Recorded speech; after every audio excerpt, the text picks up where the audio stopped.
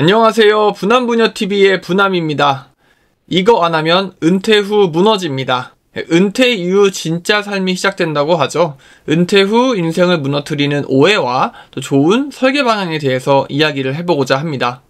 인생에서 가장 긴 방학이 시작된다. 60세를 전후로 우리는 누구나 일을 그만두는 시점을 맞이하게 됩니다. 일을 그만두면 바쁜 출근길도 점심시간 회의도 어떤 월요일의 우울감도 사라지죠. 처음엔 그게 너무도 자유롭고 좀 시원한 마음이 있을 수 있습니다. 그런데 며칠이 지나고 나면 이상한 공허감이 찾아온다고 하죠. 내가 무엇을 하고 있는 건지, 이렇게 인생을 좀 허비하는 것 같이 살아도 되는 건지, 앞으로 남은 여생 20년, 30년을 어떻게 보낼지. 오늘 영상에서는요, 은퇴 후 인생을 무너뜨리는 3가지 오해와 삶을 다시 설계하기 위한 10가지의 좀 핵심 질문을 함께 나눠보려고 합니다.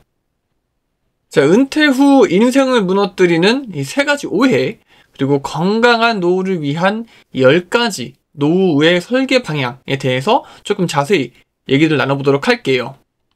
은퇴 후 인생을 무너뜨리는 3가지 오해. 첫 번째, 은퇴는 끝이다 입니다. 사회생활을 마무리하고 일선에서 물러났으니 이제 끝이다 라는 생각이죠.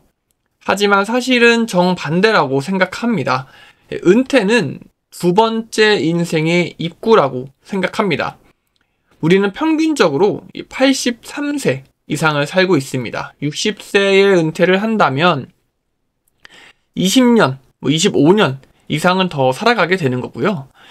이는 단순한 여생이 아니라고 생각합니다. 또 하나의 성인 인생인 것 같고요. 그렇기 때문에 한 번 더 어떤 삶을 살지 또 스스로 결정할 수 있는 시간, 그래서 은퇴는 마침표가 아니라 물음표라고 생각합니다. 2번째 오해는 돈만 있으면 된다라는 오해입니다. 물론 재정적 안정은 필수입니다. 당연히 필수겠죠. 하지만 경제적인 준비가 되었다고 해서 이 여생, 삶이 안정되는 건 아니라고 생각합니다. 돈은 도구죠. 문제는 그 돈으로 무엇을 할 건지입니다. 이 돈이 많아도 의미가 없으면 공허할 거고, 또 사람과의 관계가 없으면 외로울 거고, 또 목적이 없으면 삶에 대한 무기력을 느끼실 겁니다.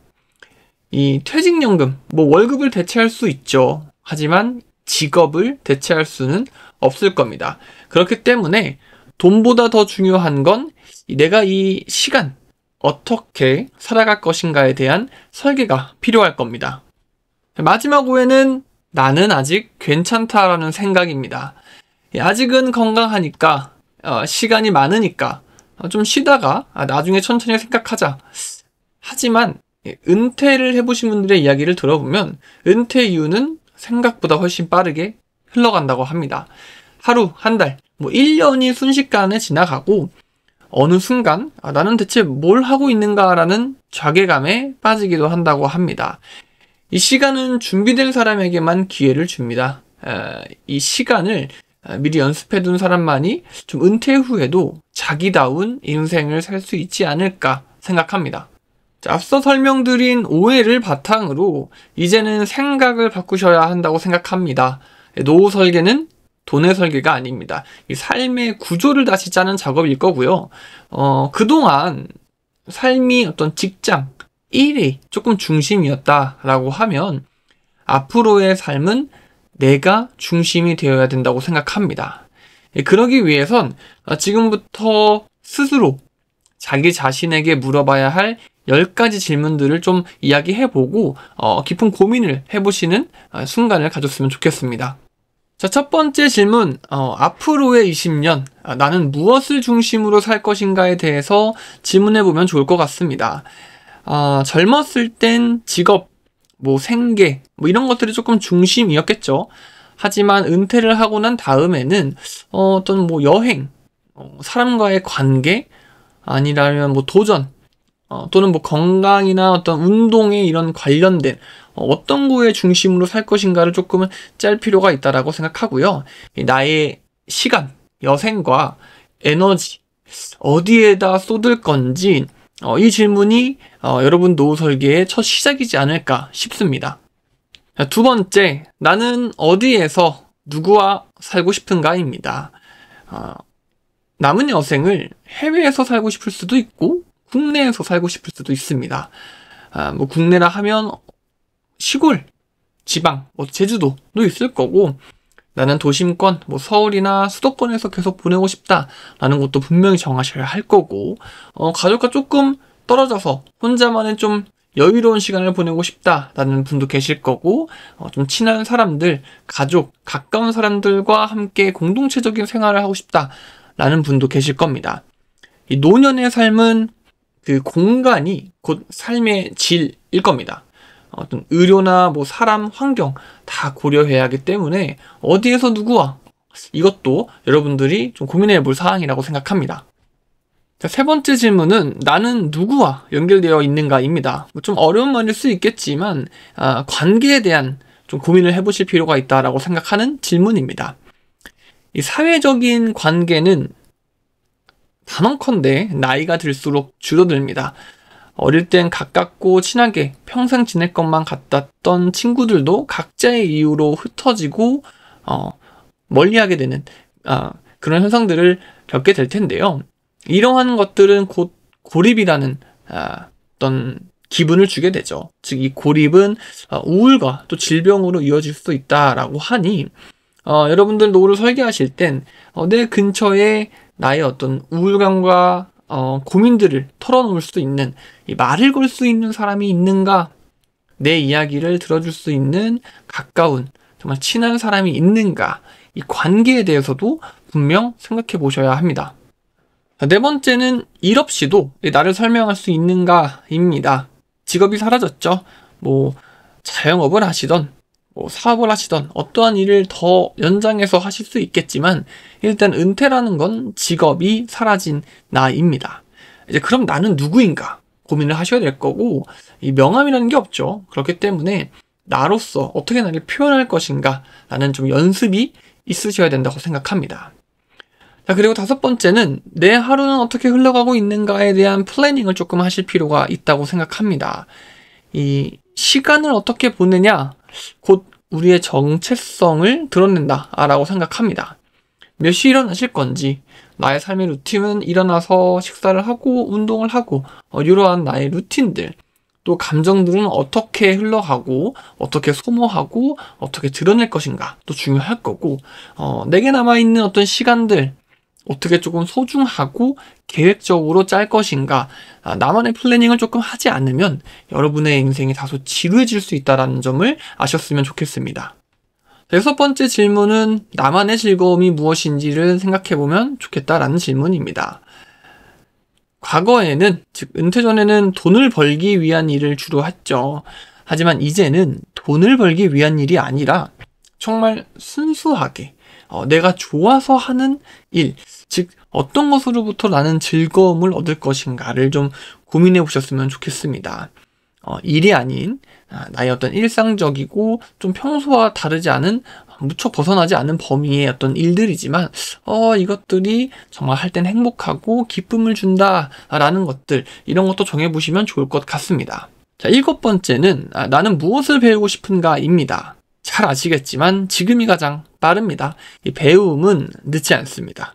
오히려 이 노년기야말로 물론 좀 제한적일 수 있지만 인생을 공부하시기에 황금기가 아닐까라고 생각합니다. 그만큼 시간이 자유롭기 때문이죠.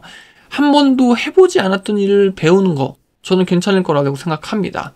요리를 하시던, 뭐 뜨개질을 하시던, 여행을 하시던, 독서, 책을 쓰시는 것, 이런 것들, 시간을 진득히 투자해서 할 수 있는 것들을 한번 해보는 거, 어떤 것이 있을까 고민해보는 것도 좋을 것 같습니다. 여덟 번째 질문은 나는 어떤 식으로 세상에 기여하고 싶은가입니다. 나눔이라는 거, 젊었을 땐 보통 생각하지 않는 개념이라고 생각합니다. 되게 나눔은 거창할 거다라고 생각하지만 나눔은 거창할 필요가 없습니다. 여러분들의 경험, 젊은 세대와 나누고 여러분의 이야기를 누군가와 들려주고 듣고, 또 작은 도움이지만 누군가를 도울 수 있다면 당신은 여전히 필요한 사람이라고 생각합니다. 다음은 나는 어떤 삶의 흔적을 남기고 싶은가입니다. 이 질문은 여러분들이 어떤 삶을 살고 싶은가와 좀 연결된다? 라고 생각해요. 여러분들의 어떤 자서전, 어떤 영상, 여러분들의 어떤 유산, 추억 같은 것들, 무엇이 되었든지 여러분 삶의 이 모든 것들을 좀 이야기로 남기실 수 있는 방법을 생각하는 것도 좋을 것 같습니다. 이런 흔적들이 여러분을 살아가게 하는 원동력이 될 거기 때문입니다.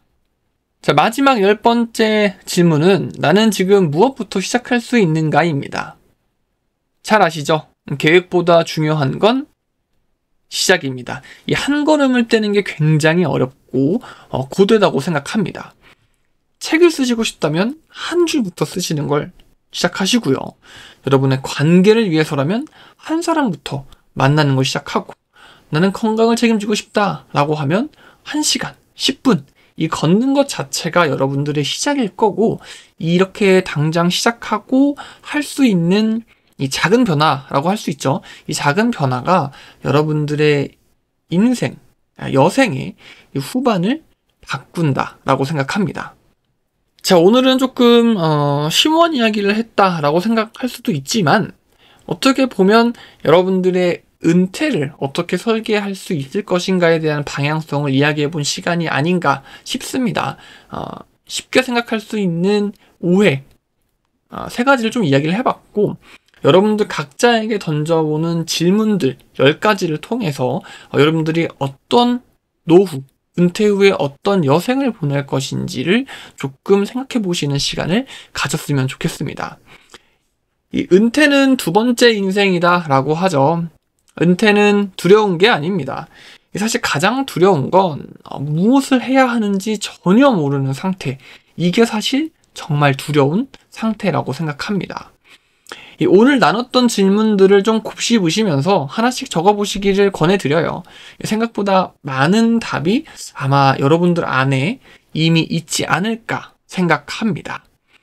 당신의 인생은 오히려 더 단단하고 자유로워질 수 있습니다. 여러분들의 그 2번째 인생, 지금 당장 그 삶을 설계하시는 거 저는 강하게 추천드립니다. 자, 구독과 좋아요는 저의 이 인생 설계에 따뜻한 응원 메시지가 됩니다. 댓글 항상 꼭 부탁드리고요. 좋아요와 구독 꼭꼭 부탁드리겠습니다. 감사합니다.